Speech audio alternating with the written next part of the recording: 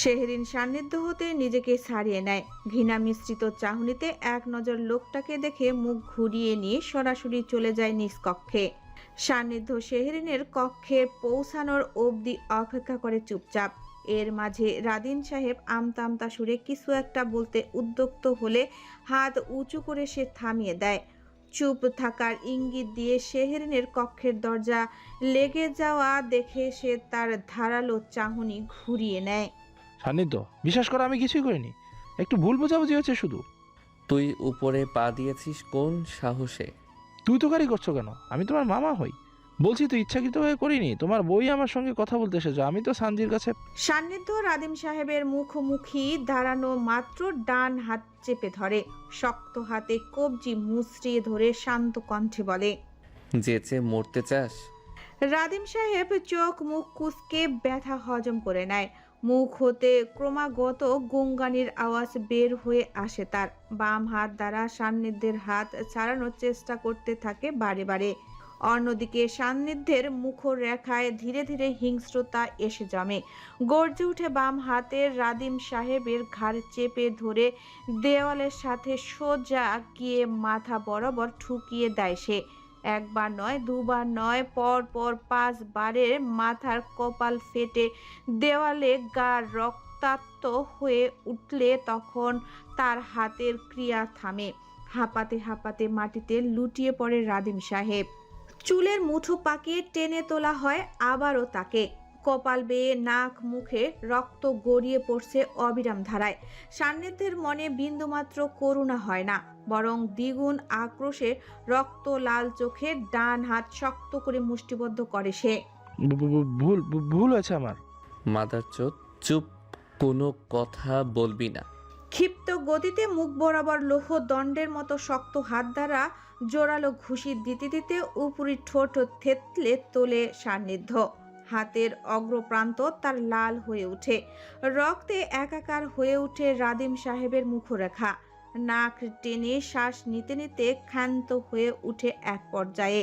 পরনে শার্ট ধরে টানতে টানতে সান্নিধ্য নিয়ে যায় তাকে নিচে। সমস্ত সিঁড়ির গায়ে রক্তের ছিটা লেগে যায়। তীব্র গোঙানির শব্দের নিচে বসা মানুষ বিস্ফোরিত চোখে একযোগে ঘাড় ঘুরিয়ে নেয় সিঁড়ির পানে। এ কি সান্নিধ্য? সান্নিধ্য, কি করছো তুমি? বসা ছেড়ে সবাই তড়িৎ গতিতে ছুটে আসে সান্নিধ্যের কাছে। যে যার মতো রাদিন সাহেবকে বাঁচাতে তৎপর হয়ে উঠলেও খুব একটা সুবিধা করতে সক্ষম হয় না। বেপরোয়া ভঙ্গিতে সান্নিধ্য সবাইকে হাঁটিয়ে রাদিম সাহেবকে ছিটকে লাথি মেরে দূরে ফেলে দেয়। রক্তে ভেসে ওঠে সাদা ফ্লোর। আজকের পর থেকে এই হারামির বাচ্চা যদি আমার চোখের সামনে পড়ে, ওর শরীর আমি মাঝখান হতে চিরে নদীতে ভাসিয়ে দিব। আর তোমরা ওর আত্মার জন্য মাগফিরাত কামনা করো। রাজ্জাক সাহেব সহ বড় মামা সেলিম সাহেব সকলে ছুটে যায় রক্তাক্ত অর্ধচেতনাহীন মানবের কাছে। যায় না শুধু সারফরাজ এবং শাহজাহান সাহেব। স্থির ভঙ্গিতে দাঁড়িয়ে থাকে তারা। এসব কি সান্নিধ্য? তোমার এই স্পর্ধা হয় কি করে? গুরুজনদের গায়ে হাত তোলায় এই শিক্ষা দিয়েছি তোমাকে আমি? মিসেস নাজনীন ক্রোধান্বিত দৃষ্টিতে সান্নিধ্যর পানে তাকায়। ভাইয়ের অবস্থা দেখে তার মাথায় রক্ত উঠে এক মুহূর্তেই। গলার স্বর বাড়িয়ে ফের বলেন, গুন্ডা হয়ে গিয়েছো? যাকে ইচ্ছা তাকে মারো, তাই না? এটা ওর প্রাপ্য। আমি তোমার এই দুই ভাইকে নিজের কেউ বলে মানি না। অন্যায় করেছে, প্রয়োজনের চেয়ে কম শাস্তি পেয়েছে, শুক্রিয়া করো। ভাইজান, অ্যাম্বুলেন্স কল করুন প্লিজ। সেন্সলেস হয়ে গিয়েছে রাদিন। ওয়েট, কি অন্যায় করেছে যে? এ তো পাশবিকভাবে মেরেছো তুমি। আমার ওয়াইফকে সে অসম্মান করছে। রাজ্জাক সাহেব হতভম্ব দৃষ্টিতে তাকিয়ে বলে, শুধুমাত্র এই কারণেই তুমি এমন হাল করবে? আমার ভাইটাকে জানে মেরে ফেললে, ওকে তো বাঁচানোই মুশকিল। মরেনি এখনো, নিয়ে দূর হয়ে যান। আমার চোখের সামনে যতক্ষণ থাকবে ততক্ষণে যা আছে সেটাও নিশ্চিহ্ন করে দিতে বিন্দু মাত্র দ্বিধা বোধ করব না। রাজ্জাক, ওর কথা শুনে সময় নষ্ট করা যাবে না। কিছু একটা করতে হবে তাড়াতাড়ি। অ্যাম্বুলেন্স কল করা হয়েছে। অ্যাম্বুলেন্স সুখ নিবাসে ঢুকবে না, তুলে নিয়ে যান আপনারা একে। সরফরাজ, তুমি এই কথা বলছো? সারফরাজ চল শক্ত করে কঠিন মুখে জবাব দেয়। বেশি কথা বলবেন না, তাড়াতাড়ি নিয়ে যান, নয়তো সান্নিধ্যের বদলে আমি ওকে মেরে ফেলবো। মিসেস নীলা রুষ্ট কণ্ঠে বলেন। বউ নিয়ে এত কেন আদিক্ষেতা তোমার সান্নিধ্য? মণিমুক্তায় গড়ানো বুঝি? কেউ কিছু বললেই তাকে এভাবে নৃশংসভাবে মারবে? সান্নিধ্য মিসেস নীলার কথার জবাব না দিয়ে শাহজাহান সাহেবের দিকে তাকায়। ভারী গম্ভীর কণ্ঠে বলে, এইসব আবর্জনা যদি আর একবার এই বাসায় আসে, তাদের অবস্থার দায়ভার তোমাদের। বাড়াবাড়ি করবে না, লিমিট বজায় রেখে কথা বলো। আমি লিমিট অতিক্রম করলে এতক্ষণে ওর শ্বাসটুকুও বুঝতে না তোমরা। এ তো কেন আক্রোশ তোমার? আমার সাথে লাগতে আসার ফল। রাজ্জাক সাহেব ফুঁসে ওঠেন সান্নিধ্যের কথায়। ক্ষিপ্ত সুরে বলেন, তুমি নিজেই লাগাতে আসো আমাদের সাথে। চট্টগ্রাম ছাড়া করছো, তুমি আমাদের অর্ধেক বিজনেস খেয়ে দিয়েছো, এখন আমার ভাইকে মারলে। দুদিন পর আর যা যা আছে সেটাও খেয়ে দিব। Be ready. ক্যালেন্ডারের পাতায় কেটে যায় বিষণ্ণ 7টা দিন। সুখ নিবাসে গাঢ় কালো মেঘের ছায়া দেখা পাওয়া যায় না রোদ্দুরের হাতছানি। মনের ভেতরে একরাশ চাপা কষ্ট নিয়ে সবাই যে যার কাজে মত্ত। কেননা কাজ যে অবধারিত, হাজার দুঃখ সুখের মাঝেও তা হতে মেলে না ছুটি। জীবনের ক্যানভাসে রঙিন রঙের মাঝে সাদা কালোর আস্তরণ পড়বে ঠিক, কিন্তু তুলির বিচরণ চলবেই। শেহরিনের পরীক্ষা শেষ হয়েছে 2 দিন হলো। এদিকে সান্নিধ্যের বেড়েছে আরও ব্যস্ততা। তার যেন দম ফেলে নিঃশ্বাস নেওয়ার সময়টুকু দেখে শুনে নিতে হচ্ছে অনেক। দলীয় কাজে আগামীকাল সকালে আবার যেতে হবে ঢাকায়। সকালের নাস্তা শেষে অর্ধাঙ্গিনীর কপালে টুপ করে গাঢ় চুমু এঁকে দিয়ে বের হয় নেতা সাহেব। অন্যদিকে স্বামীকে বিদায় দেওয়া মাত্র নাজুক লতিকা ছুটে যায় ব্যালকনিতে। এখান হতে নেতা সাহেবের যাওয়ার দৃশ্যটা সে মিস করে না। সারাদিন শেষে সেই তো মধ্যরাতে তার বাড়ি ফেরা, লম্বা সময় ধরে তার দেখা না পাওয়া। তাই যতটুকু সময় কাছে থাকে ততটুকু সময় শেহরিনের মনে হয় নির্মিষ চাহনিতে লোকটাকে দেখে যেতে। চোখে সানগ্লাস, কানে ফোন এঁটে ব্যস্ত ভঙ্গিতে কথা বলতে বলতে বের হয় সান্নিধ্য। তার গম্ভীর কণ্ঠের ক্ষীণ আওয়াজ কানে এসে পৌঁছায় শেহরিনের। এক দৃষ্টিতে তাকিয়ে দেখে মানবটাকে। সারাদিন ছোটাছুটি, চট্টগ্রামের আনাচে কানাচে পদচারণ, সভা সেমিনার, নানান কাজ সামলে যখন তার সামনে আসে কোনো ধরনের বিরক্তি কিংবা ক্লান্ত ভঙ্গি প্রকাশ করে না। বরাবরের ন্যায় থাকে শান্ত নির্মল। কি সাবলীনভাবে দুটো আলাদা জগৎ এক হাতে সামলিয়ে চলে লোকটি। আসিফ তৎক্ষণাৎ গাড়ির দরজা খুলে দেয়। সান্নিধ্য গাড়িতে প্রবেশ করা মুহূর্তেই ফোনে কথা বলার মাঝেই হালকা ঘাড় ঘুরিয়ে তাকায় পেছন পানে। শেহরিনের প্রতীক্ষিত নয়ন জোড়ার সাথে তার দৃষ্টি বিনিময় হয় স্বল্পক্ষণের। শেহরিন হুট করে নেতা সাহেবের চাহনিতে অপ্রস্তুত হয়ে ওঠে। গাল হতে হাত সরে আসে তার সঙ্গে সঙ্গে। সান্নিধ্য অল্প বিস্তর ঠোঁট প্রসারিত করে বাম হাতখানা হালকা উঁচু করে হাত নাড়ায় তার প্রিয় কামিনীর উদ্দেশ্যে। শেহরিনের মুখে ফোটে প্রস্ফুটিত হাসি। একইভাবে সেও হালকা হাত নাড়িয়ে দেয় বিদায়। চোখের পলকে ধুলো উড়িয়ে গাড়ি চলে যায় সুখ নিবাসের মূল ফটকের বাহিরে। লেগে যায় লোহার গেটের পাল্লা। শুরু হয় আরও একটা নতুন দিনের কর্মব্যস্ততা। বৌমনি, খালাম্মা আপনারে ডাকে। আম্মা ডাকছে? হয়, আজকে দুপুরে রান্না আপনারে করতে হইব। শেহরিন লতার কথায় খানিকটা বিস্মিত হলেও স্বাভাবিকভাবে নেওয়ার চেষ্টা করে। সানজি আপুর সঙ্গে ঘটা সেই ঘটনার পরের দিন হতে এক নিমিষেই সব কিছু কেমন বদলে গিয়েছে। বাসার পরিবেশের সঙ্গে বদলিয়ে গিয়েছে দুজন মানুষের সম্পূর্ণ আচার আচরণ। শাশুড়ি মা তিথিভাবী তার প্রতি বিরূপ মনোভাবের কারণ ঠাহর করতে পারে না। কথার মাঝে আঘাত দিয়ে দিয়ে কথা বলাটা এখন নিত্য নৈমিত্তিক ব্যাপার হয়ে উঠেছে। তবুও শেহরিন চুপচাপ সব কিছু সহ্য করে আসছে।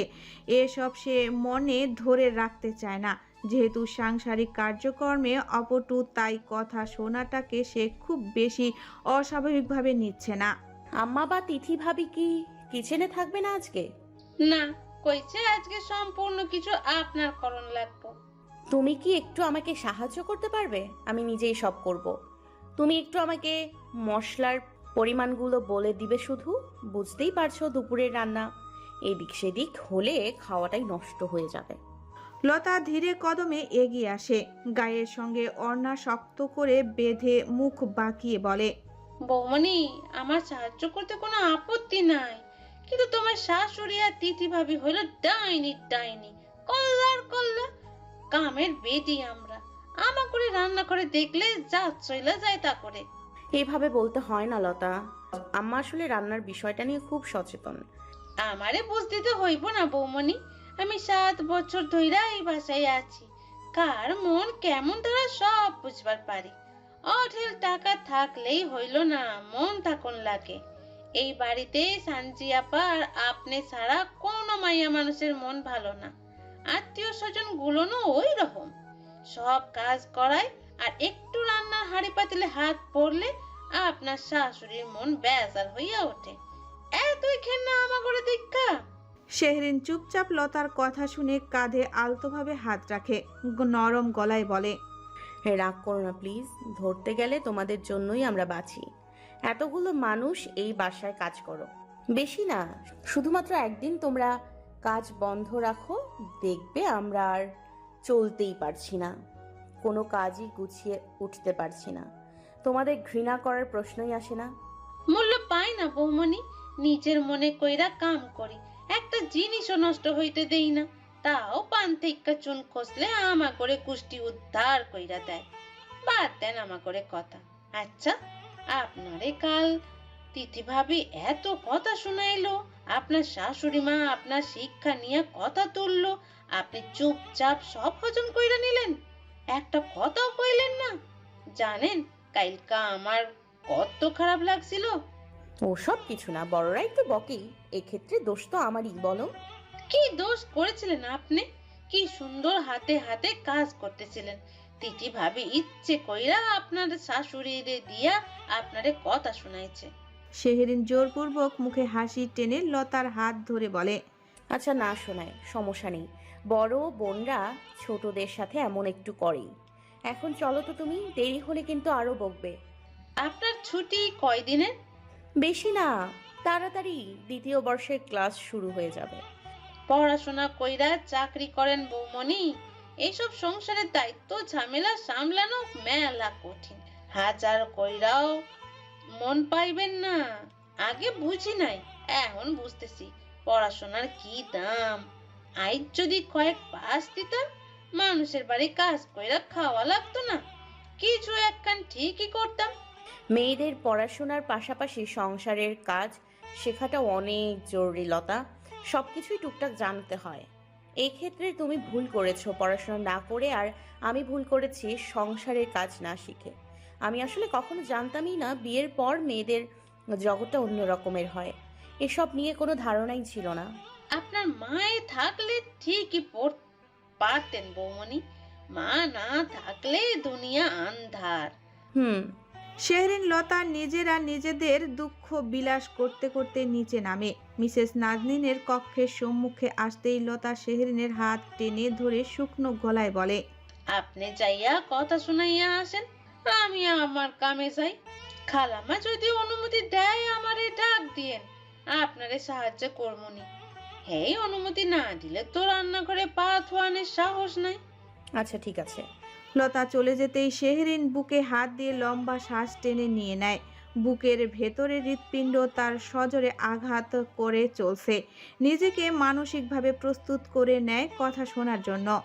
মাথায় ঠিকঠাক ওড়না টেনে নিজের ভেতরে প্রয়োজনীয় সাহস জুগিয়ে মিসেস নাজনীনের কক্ষে প্রবেশ করা মুহূর্তেই মৃদুভাবে দরজায় কড়া নাড়ে। আম্মা আসবো। এসো। মিসেস নাজনীন বিছানায় বসে কাপড় ভাঁজ করতে ব্যস্ত। শেহরিন কক্ষে প্রবেশ করতেই আর চোখে একবার দৃষ্টি তুলে তাকান, অতঃপর রুষ্ট চিত্তে বলেন, দুপুরের রান্নাটা আজকে তুমি করবে। আশা করি তোমার বা সান্নিধ্যের এতে কোনো সমস্যা নেই। যদি সমস্যা থাকে তাহলে আগেই বলে দাও, আমি কোনো ঝামেলা চাই না, কারো কথাও শুনতে চাই না। সমস্যা নেই আম্মা। ঠিক আছে, যাও। আম্মা একটা কথা ছিল। দয়া করে কোনো বাহানা খুঁজো না আর। পরীক্ষার দোহাই তো এতদিন দিয়ে পার করলে, আর কি বলতে চাও? শেহরিন ভয়ার্ত চোখে তাকায় শাশুড়ি মায়ের দিকে। মিসেস নাজনীনের বিমর্ষ মুখর রেখা তার বুকে আরো ভয় জাগিয়ে তোলে। কালকের চেয়ে মনে হচ্ছে আজকে তার উপর রেগে আছে বেশি। গলার স্বর তো তাই বলছে, তবু নিজের নমনীয় কণ্ঠ ভেদ করে বলে, আম্মা লতাকে একটু সঙ্গে রাখি কিচেনে। লতা কিচেনে কেন যাবে? আমার সঙ্গে একটু থাকবে, যদি কোনো ভুল করি। ভুল কেন করবে তুমি? আজ দুদিন হলো রান্না দেখছো না? পড়াশোনা জানা মাথায়, রান্না ঢুকতে এত সময় লাগে কেন তোমার? এত আহ্লাদিত আমি বরদাস্ত করব না। যা করবে সব নিজ হাতে করবে। মিনু সব কাটা বাছা করে দিয়ে গিয়েছে, রান্নাটা শুধু নিজ হাতে করবে। এটুকেতেই আবার লতাকে ডাকছো? তুমি সত্যি সংসার করতে এসেছো তো, নাকি এমপির বউ হয়ে পায়ের উপর পা তুলে বসে হুকুম জারি করতে এসেছো? আম্মা লতা কিছু করবে না, শুধু মশলার পরিমাণটা একটু দেখে দিবে। তাহলে লতাই রান্না করুক, তোমার কিছু করতে হবে না। যাও উপরে গিয়ে ঘুমাও। আমার ভুল হয়েছে তোমাকে রান্না করার কথা বলে। কপাল করে একটা বউ পেয়েছি, সংসারে মেনে নিতে তো হবেই।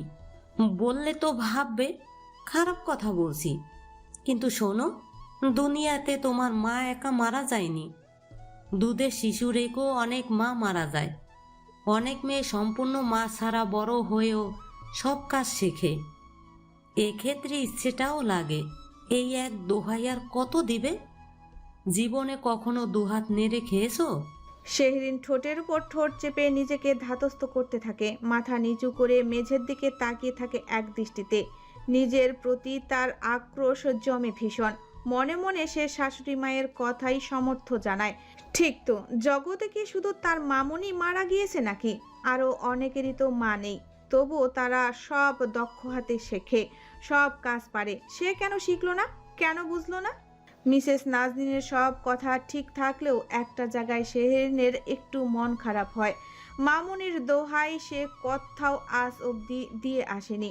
সব ক্ষেত্রে সব জায়গায় নিজের ব্যর্থতাকে দায়ী করে এসেছে, তবুও এই কথাটা তাকে বারে বারে শুনতে হয়। সবাই তাকে এই কথা দিয়ে আঘাত করে। সবাইকে সান্নিধ্যে ভেবে ভুল করবে না। সবাই সান্নিধ্য না যে তোমাকে মাথায় তুলে রাখবে। আমার ছেলে ভালো জন্য বেঁচে গিয়েছো, অন্য কোথাও হলে পার পেতে না। আম্মা আসবো? শাশুড়ির বৌমার চলমান কথার মাঝে হুট করে আগমন ঘটে তিথির। ব্যস্ত উৎকণ্ঠা মাখানো স্বর তার। মিসেস নাজনীন সঙ্গে সঙ্গে অনুমতি দেন ভেতরে প্রবেশ করতে। আম্মা, বড় মামা ফোন করেছিলেন মাত্র। রাতিন মামার অবস্থা তো ভীষণ খারাপ, বাঁচা মরার লড়াই আছেন। কি বলছো তুমি? মামা বললেন। মিসেস নাজনীন হাতের ভাঁজকৃত কাপড় ছুঁড়ে বিছানা ছেড়ে উঠে দাঁড়ান। শেহরিনের মুখোমুখি দাঁড়িয়ে কড়া গলায় বলেন, হয়েছে তোমার শান্তি? আমার ভাইটা মরে যাচ্ছে, এবার শান্তি পাচ্ছ তো? আম্মা। শেহরিন একরাশ বিস্ময় নিয়ে মেঝে হতে দৃষ্টি তুলে মিসেস নাজনীনের দিকে তাকায়। ধরে আসা এক গলা উপেক্ষা করে নিস্তেজ স্বরে বলে, আম্মা আমি সত্যি চাইনি ওনার এই অবস্থা হোক। চাউনি মানে? কি দরকার ছিল সান্নিধ্যকে বলার? জানো না ওর রাগ কি পর্যায়ে? তোমার সাথে যদি কিছু হয়েই থাকে সেটা আমাকে বলতে, আম্মাকে বলতে। তুমি কেন সান্নিধ্যকে বলতে গিয়েছিলে? তুমি দেখি একটু কিছু সহ্য করতে পারো না, কিছু হতে না হতে সান্নিধ্যের কানে পৌঁছে দাও। এত বাচ্চামি করলে সংসার হয় না, বুঝতে পেরেছো? কথা হজম করতে শিখতে হয়। এখন এই মানুষটা যদি মারা যায়, এর দায়ভার নিতে পারবে? আমাকে বলতে হয়নি ভাবি, উনি নিজেই স্বচক্ষে দেখেছিলেন। তুমি বুঝাতে পারোনি সান্নিধ্যকে, বলতে পারোনি সেরকম কিছু নয়, পরে না হয় আমরা বিষয়টা দেখতাম। গায়ে কি তোমার ফোসকা পড়ে গিয়েছিল? শেহরিনের চোখের কোণে আবসা জল জমে। তিথি ভাবির কথা গলা ধাবন করতে তার বেগ পোহাতে হয়। একটা মেয়ে হয়ে আরেকটা মেয়ের মান ইজ্জতের ব্যাপারে এতটা হেলা নিয়ে কথা বলতে পারে, প্রশ্নবিদ্ধ করতে পারে। অন্যায় তো সে করেছে, বাবার বয়সী হয়েও নোংরা কথা বলেছে। এই ঘটনাটা তো তিথি ভাবির সাথেও ঘটতে পারত, তখন কি এই কথা বলতো? অপয়া মেয়ে সংসারে এলে বুঝি এরকমই হয়। একটার পর একটা দুর্ঘটনা ঘটে চলেছে। আমার মেয়েটার এত বড় ক্ষতি হলো, আমার ভাইটা জীবন মরণের সন্ধিক্ষণে। জানি না সামনে আর কত কি সহ্য করতে হবে। সান্নিধ্য ঠিক বুঝবে মায়ের কথা না শুনে কি ভুল করেছিল, এখন বুঝতে পারছে না তো। বিশ্বাস করবেন আম্মা, অন্বেষাকে দেখে কালকে আমার শুধু আফসোসই হয়েছে। মেয়েটা কি লক্ষ্মী হয়েছে। মামিমা বললেন রান্না বান্নাতেও বেশ দক্ষ, সব কিছুতেই পারফেক্ট। তোমার দেবর ভালোটা বুঝলো না। তিথি এক নজর শেহরিনের দিকে তাকিয়ে অনুযোগের সুরে বলে, যাই হোক, কিছু বলতে চাই না, আপনিও কিছু বলবেন না আম্মা। আপনার ছোট ছেলের কানে এইসব গেলে আবার ঝড় উঠবে। সে তো বউ ছাড়া কারোর কথা মানেন না। যা বললাম এগুলো নিশ্চিত কানে যাবে। ছেলের কাছে আমাকে আর আমার সংসারের বিষয়ে জবাবদিহি করতে হবে। শোনো শেহরিন, একটা উপদেশ দিই, সংসারের সব কথা সব কাজ বাড়ির পুরুষদের জানাতে হয় না। কিছু কথা নিজেদের মধ্যে গোপন রাখতে হয়। সব বিষয়ে তাদের জড়ানো এই বাজে অভ্যাসটা দূর করবে আশা করি। শেহরিন ঠোঁট চেপে নিজের কান্না দমায়, নিজেকে বোঝাতে থাকে অবিরামভাবে। এই ভুল ধারণাটা সে কিভাবে ভাঙবে তাদের সামনে। সে তো নেতা সাহেবকে কিছুই বলে না সংসার সম্পর্কে। এই যে আজ 3 দিন হলো তার উপর দিয়ে কথার বান ছুটছে, সে ঘুণাক্ষরেও তাকে বুঝতে দেয়নি। হাসি মুখ করে সব সময় থেকেছে। আমি বিকেলে হসপিটালে যাব দেখতে। তোমার বাবাকে বলে দিবে আমাকে যেন কৈফিয়ত দিতে না হয়। তারা না মানুক, ভাই তো আমার। ঠিক আছে আম্মা। দুপুরের রান্নাটা কি হবে আজকে? শেহরিন ধীর পদস্থতে ঘর হতে বের হয়ে যায়। চোখ হতে টুপ করে ঝরে পড়ে এক ফোঁটা পানি। অতি স্বর্ণপণে মুছে নিয়ে পা বাড়ায় কিচেনের উদ্দেশ্যে। আম্মা, আপনাকে একটা কথা বলার ছিল। তিথি শেহরিনের চলে যাওয়ার পানে তাকিয়ে থেকে দরজা হালকা টেনে দিয়ে শাশুড়ি মায়ের সম্মুখে এসে দাঁড়ায়। ধীর কণ্ঠ ঠিকরে বলে, আম্মা, আপনি প্লিজ সঞ্জিকে শেহরিনের কাছ থেকে দূরে রাখবেন। সঞ্জি অনেক সহজ সরল মেয়ে, যে যা বোঝায় সেটাই বুঝে নে। আমার কেন জানি না মনে হচ্ছে এসবের পিছনে শেহরিনেরও হাত রয়েছে। এই মেয়ে কিন্তু আগে থেকে সঞ্জি সম্পর্কে কথা জানতো, দেখাও করেছে।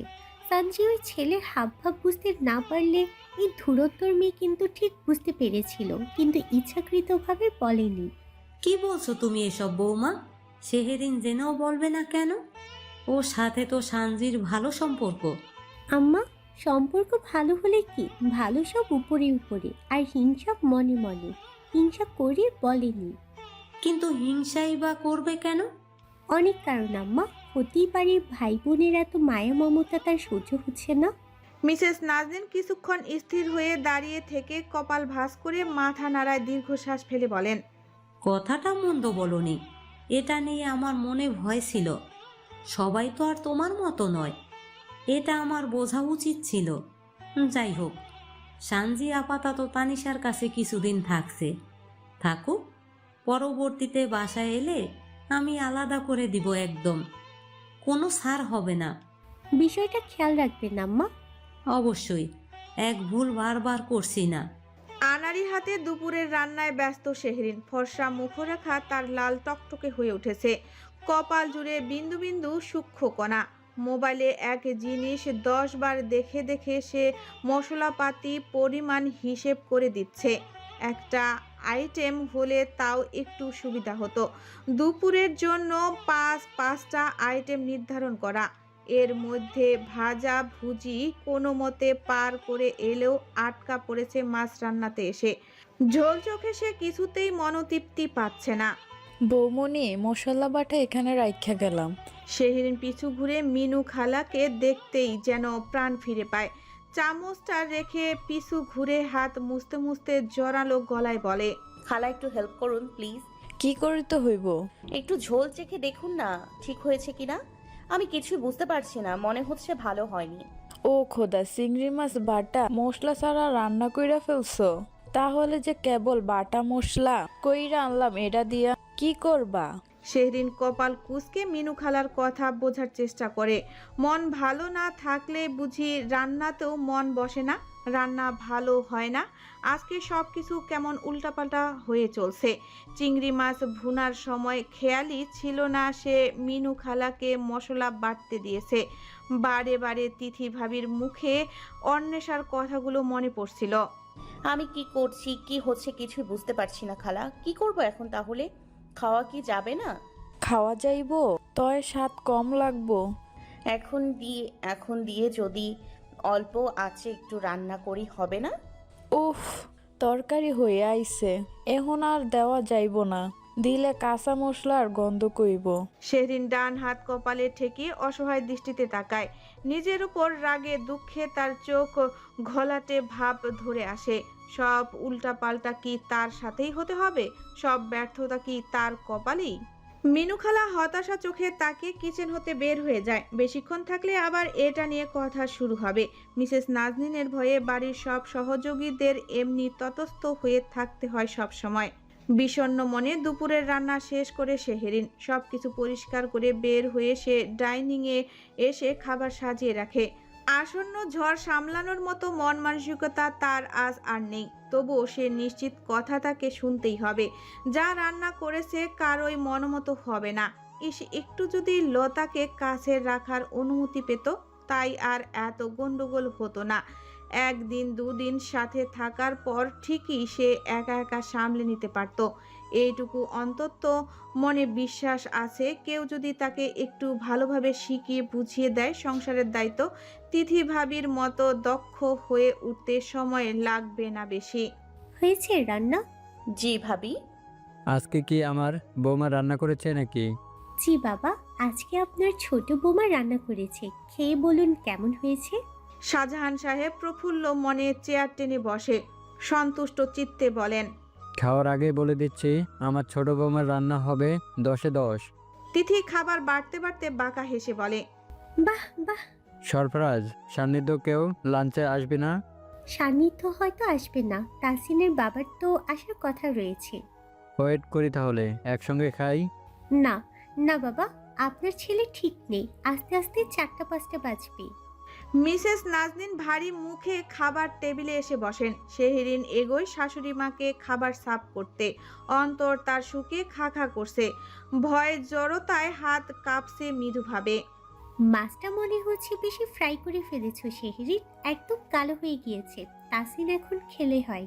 খাবে খাবে, শুধু বলবে শেওরিন রান্না করেছে, ব্যাস পেটে পুটে খাবে, তা সে নিচে নামবে না। কার্টুন দেখছে, বললাম নিচে আসবে না বলছে, তাই নিয়ে যাচ্ছি। স্কুল থেকে এসে কিছু খাইনি। বলো কি, নিয়ে যাও তাহলে তাড়াতাড়ি। তিথি তাসিনের খাবার প্লেট বাড়ার বাহানায় ইচ্ছাকৃতভাবে দেরি করে। তার অপেক্ষা বাড়ির ছোট বউয়ের রান্না কেমন হয়েছে আজকে সেটা জানার। শ্বশুর শাশুড়ির প্রতিক্রিয়া দেখতে ব্যাপক উৎসাহী সে। মিসেস নাজনীন এবং শাহজাহান সাহেব মুখে এক লোকমা তুলতেই কিছুটা ধীর গতিতে গিলে ফেলেন খাবারটা। মুখরেখা দেখেই অনুমান করা যায় রান্নার স্বাদ কেমন হয়েছে।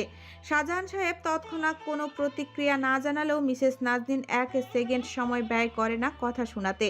শব্দ করে হাত দ্বারা প্লেট সরিয়ে দিয়ে তিক্ত গলায় বলেন, এগুলো কি অখাদ্য রান্না করেছো তুমি? মুখেই তো দেওয়া যাচ্ছে না। সি, কি হয়েছে আম্মা, খাওয়া যাচ্ছে না? আহা নাজনীন, এত উত্তেজিত হচ্ছ কেন তুমি? মেয়েটা ধীরে ধীরে শিখছে, একটু এদিক সেদিক তো হবেই। মা হয়ে মেয়ের ভুল মেনে নিতে পারছো না? আপনার দোহাই আমি, দয়া করে আর আদরের বৌমার সাফাই গাইতে আসবেন না আমার সামনে। অনেক তো হলো, আর কত? কবে শিখবে সে? 7 দিনও হয়নি, এক্সাম শেষ হয়েছে, শিখবে আস্তে আস্তে। আর সান্নিধ্য তো বলে দিয়েছে শেওরিনের না রান্না করলে চলবে, তোমার অসুবিধা হলে বলো। তিথি হাতের প্লেটটা সন্তপনে টেবিলে রাখে। শাহজাহান সাহেবের দিকে তাকে নরম সুরে বলে, এমপি মিনিস্টারের বউরা রান্না করবে না স্বাভাবিক, বাট তাই বলে কি সব দায়িত্ব আমার বাবা? আমার ফ্যামিলি ব্যাকগ্রাউন্ডও কিন্তু হাই ক্লাসের, তবুও কিন্তু আমি রান্না করি। এতটা ফেভার নিয়ে চলি না যতটা না শেহরির সান্নিধ্যের হতে পেয়ে আসছে। সরি মা, ভুল বুঝবে না, সব কিছুরই একটা নির্দিষ্ট সময় সীমা রয়েছে। আমার জানা মতে তুমি তাসিনের 3 বছরের সময় সব প্রথম কিচেনে প্রবেশ করেছিলে। এর আগে স্টাডি কমপ্লিট করেছো, 1.5 বছর জব করেছো, তারপরে তো এসেছো সংসারে। মনে আছে প্রথম রান্নায় তুমি নিজেও লবণ দিতে না? আমরা কিন্তু কখনো এটা নিয়ে তোমাকে কিছু বলিনি, বরং উৎসাহ দিয়েছি তুমি খুশি মনে সেটা অ্যাকসেপ্ট করে নিতে। জন্যই তো ভালো রান্না শিখেছো। এক্ষেত্রে শেওরিনের কি একটু ফেভার পাওয়া উচিত নয়? রাজনৈতিক ব্যক্তিদের মাথায় যে বেশ ভালোই ঘিলু থাকে তার আরও একবার প্রমাণ পেয়ে যায় তিথি। শ্বশুর সাহেবের কথাতে একদম চুপসে নিরুত্তর হয়ে যায় সে। মনে মনে রাগ উঠে ভীষণ। পুরনো ইতিহাস চাপড়াতে এসেছে। ঠিক আছে, আপনি আর আপনার ছেলেরা আপনার ছোট বৌমাকে ননির পুতুল হিসেবে তৈরি করে রাখুন, কিচ্ছু করতে হবে না তাকে।